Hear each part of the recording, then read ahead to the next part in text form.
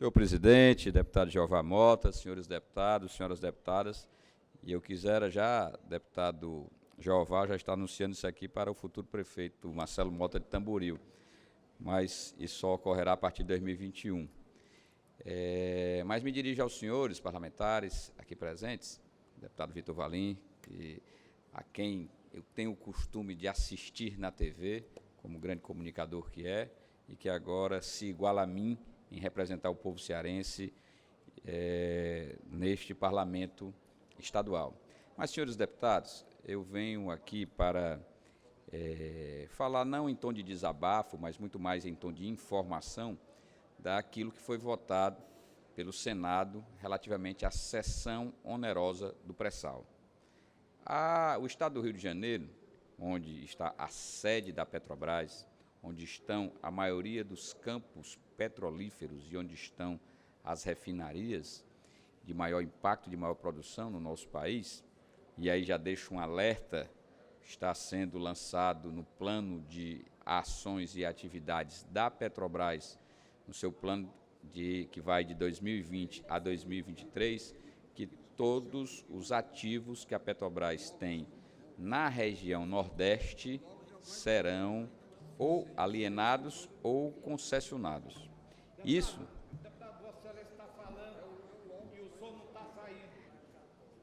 Agradeço o alerta, deputado Fernando Hugo. Nossos operadores do sistema de som devem ter se ausentado no momento, mas voltando ao eixo principal, de que foi determinado pela Petrobras sobre a ou alienação ou a venda dos ativos da Petrobras no Nordeste. E aí passa desde a refinaria Abreu e Lima, em Pernambuco, até o polo petroquímico de Camaçari. Isso será um duro golpe para a economia nordestina. Entretanto, o que venho aqui, e é o centro do meu pronunciamento, deputado Tony Brito, é de fazer com que, embora com muita pressão que tenha ocorrido para que houvesse essa votação no Senado, os municípios terão, a partir de agora, uma receita extraordinária advinda justamente da política que os nossos representantes legislativos... Deputado Sérgio, quando for possível... O som de Sua Excelência aí, Fernando Hugo, é bem destacado, que é do Crateús, e eu tenho convicção de que o Camusim também um dia chegará por lá. Mas digo, deputado Tony Brito, como me referia, de que se não fosse a força, a articulação política e a dedicação, e aqui faço jus a todos os 25 membros da bancada federal, sejam os 22 parlamentares federais, sejam os 3 senadores, e aí o Estado do Ceará teve uma participação efetiva nisso, porque o senador Cid Gomes, cearense como nós, teve a oportunidade de ser o relator desta matéria lá no Senado Federal, e com isso daí procurou distribuir o bolo da arrecadação. Com isso, o Estado do Ceará, entre o governo estadual e os 184 municípios cearenses, receberão, ainda esse ano, conforme está previsto, por parte da sanção presidencial que deverá ocorrer nas próximas horas deste projeto, recursos da ordem de R$ 1 bilhão advindos do leilão da cessão onerosa do pré-sal. Mas, pelo que acompanhei na votação do Senado, foi difícil se conseguir chegar até aqui. O Rio de Janeiro, estado, como eu disse, onde tem as maiores bacias petrolíferas, de onde sai a maior parte da produção do petróleo no nosso mar territorial e no continente, tinha como se fora seu e não da União, e não do Brasil, e não da nação, o pré-sal. O pré-sal está ao longo de toda a costa brasileira, e ele, para ter a sua boa adequada e justa distribuição, deveria ser aberto um critério, estipulado um critério para que ocorresse essa distribuição. E depois de muitas idas e vindas, felizmente, o Nordeste também receberá esse quinhão que, como eu disse, só para o nosso estado do Ceará serão aproximados R$ 1 bilhão entre governo estadual e prefeituras municipais. Os parlamentares do Nordeste tentaram e fizeram de tudo para que não fosse emplacado a emenda dos 3%. Os 3% é uma perda que independe do valor que ficou definido para a distribuição. E esse 3% foi justamente para o Rio de Janeiro. Afinal de contas, serão recursos da ordem de 106 bilhões que o governo estima receber com um mega leilão. 33 bilhões desses 106, ou seja, pouco mais de 30%, ficarão com a Petrobras, que já detinha o direito inicial e terá a sua devida remuneração pelos investimentos já realizados na busca do pré-sal.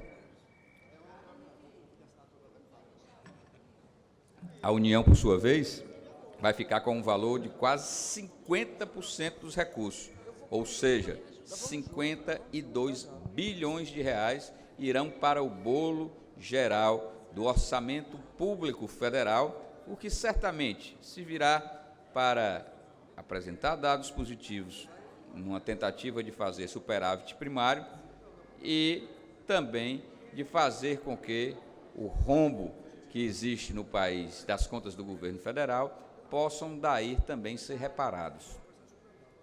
Outros 21 bilhões serão distribuídos entre estados e municípios, de acordo com esses critérios médios. O Ceará poderá contar com recurso extra, o Estado do Ceará, o Fundo de Participação dos Estados, de pelo menos 507 milhões de reais, e os municípios cearenses receberão um total de 543 milhões de reais, divididos conforme os dados populacionais, que comparar-se-á com os dados dos coeficientes do índices do Fundo de Participação dos Municípios, o FPM, aqui no Nordeste brasileiro, a principal receita dos municípios, trazendo para com isso a oportunidade de fazer com que os municípios recebam esse valor extra ao final deste ano. Eu ainda sou temeroso, eu ainda, assim tal como São Tomé, estou esperando ver para crer.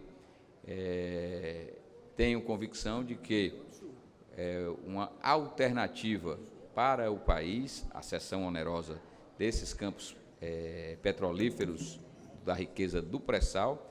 Entretanto, deputado Carlos Felipe, imagino ainda que para haver esse desembolso, que sabemos que nos processos de privatizações ou de vendas, muitos deles tiveram recursos do BNDES, ou seja, recursos públicos, já, deputado Edilar Delfrásio, que foram os reais financiadores destas aquisições por parte de grupos brasileiros, mas muito mais de caráter internacional. Ouço agora o futuro governador do estado do Crateúpi, que é a perspectiva de ser criado aqui na Federação Brasileira, que é o deputado Carlos Felipe. E deixa aqui no Ceará mesmo, que nós estamos muito satisfeitos, meu caro deputado Sérgio. Sérgio, você demonstra um conhecimento muito grande sobre a causa. Esse tema ele é muito importante, muito caro ao Ceará, aos nordestinos, a cada um município. Eu acho que é uma causa que tem que unir o estado do Ceará. Imaginar o Ceará recebendo 13 milhões e São Paulo receber 600 milhões, se eu não me engano, a Bahia recebe 1000% a mais do que o estado do Ceará, mais de 1000% a mais que o Ceará. Mais de 190. Mais de 190%. Mais de 190 milhões. Milhões, nós recebemos 13. Então, 10 mil vezes mais do que nós, 15 mil por cento a mais do que nós. Quer dizer, é um absurdo, esse valor é irrisório, 13 milhões com a privatização. A forma da privatização também é absurda, porque quando o Estado brasileiro, quando uma empresa brasileira vai construir um porto em Cuba e Venezuela, ela é financiada por um Banco do Brasil. Mas quando a empresa vem de fora comprar um ativo brasileiro, ela quer o empréstimo de um banco brasileiro. Olha a incoerência, né? Por que ele não pega o empréstimo lá do Banco da Europa? Ou do Banco Americano, de onde ele está vindo? Absurdo, primeiro, é a privatização na forma no fim da partilha, né? Que com a partilha, um percentual era do Brasil. Hoje é um valor fixo, né? Então, demonstra assim, a forma como está sendo privatizada, o valor que está sendo privatizado, quem está financiando a privatização e para onde estão indo os recursos. São 4 tipos de erros. E o que mais afeta a nós é essa distribuição. Porque é recurso que podia chegar para a saúde, para a educação, para o servidor, para o funcionalismo, para a segurança mais adequada. É uma esmola que o Ceará está recebendo dessa privatização. Realmente, eu acho que essa casa, e o Salmito já fez isso, mas é importante que a gente reverbere aqui, que a gente cobre o pronunciamento dos deputados federais, dos senadores, dessa posição, da forma como está sendo feita a divisão. É muito injusta. Outra coisa, eu compreendo que as áreas produtoras possam receber mais, mas como Vossa Excelência mesmo falou, é pré-sal.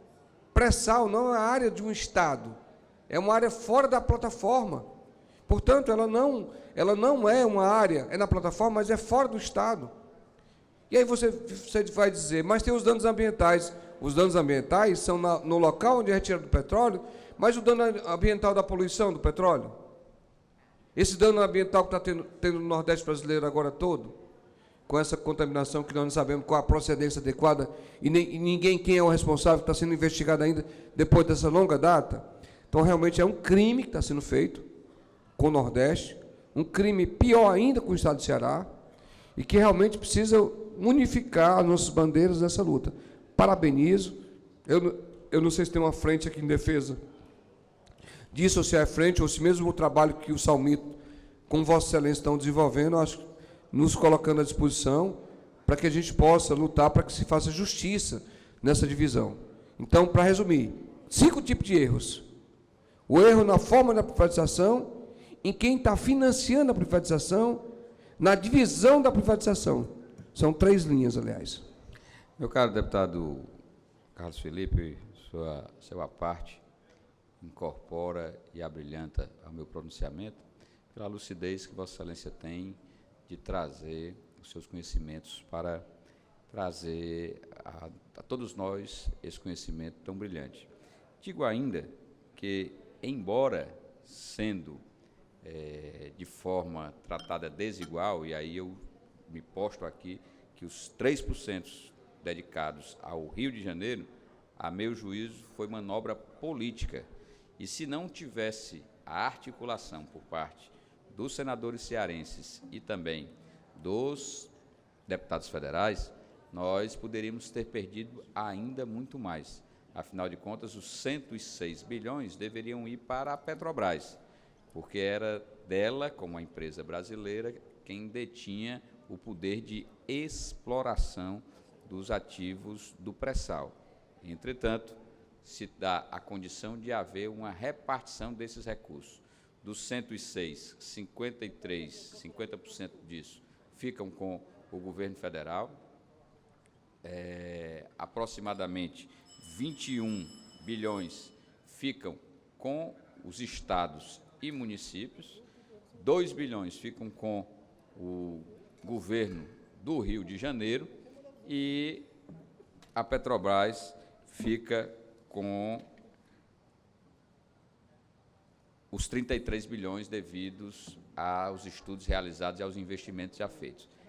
Mas é importante porque um recurso como esse será utilizado para fomentar a economia dos municípios, desde grande porte, passando pelos de médio e pequeno porte, e farão com isso daí de que haja um recurso extra nesse final de exercício, o que muitas vezes salvará vários municípios com relação ao cumprimento de suas obrigações constitucionais e principalmente com os servidores públicos. Era isso, senhor presidente, que queria trazer nesta manhã.